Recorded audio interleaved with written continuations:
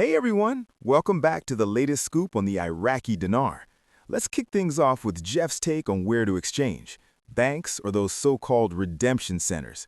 He calls the redemption center idea a total red flag, more like a scam. Instead, he urges folks to stick with trusted banks for the real deal.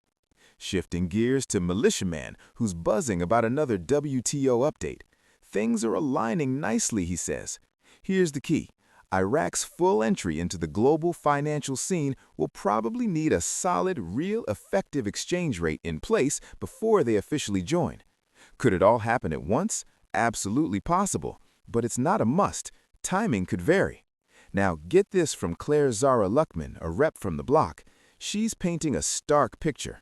Phone lines are ringing off the hook from citizens all day long, but her hands are tied until a new government's in place. Investments?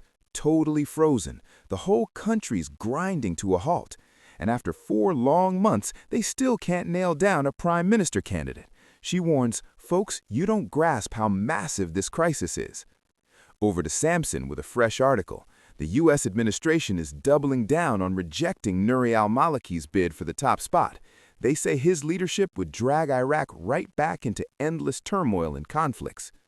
Quick question from the community to Mark Z via PDK. Is February still the target for the RV rollout? Mark's optimistic, saying, yeah, February or maybe early March remains the sweet spot. He's got a strong, positive vibe about it all. Frank, 26, is fired up about the latest roundup of banks and firms blacklisted from operating in Iraq.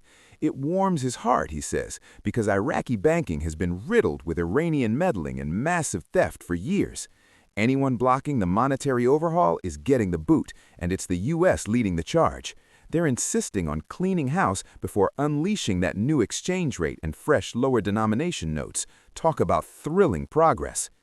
Wrapping up with Jeff again, he spots Iraq cranking up trade big time, all geared toward a currency revaluation. Once they hit that switch, go fully international, and the U.S. lifts those final OFAC sanctions, everything's primed. They've lined up their strategies perfectly for global launch. We're talking super close to that breakthrough, with the rate shift just around the corner. And finally, Militiaman's dropping wisdom on the low-key approach. He figures they've been handling this with zero hype, keeping it hushed at the highest levels.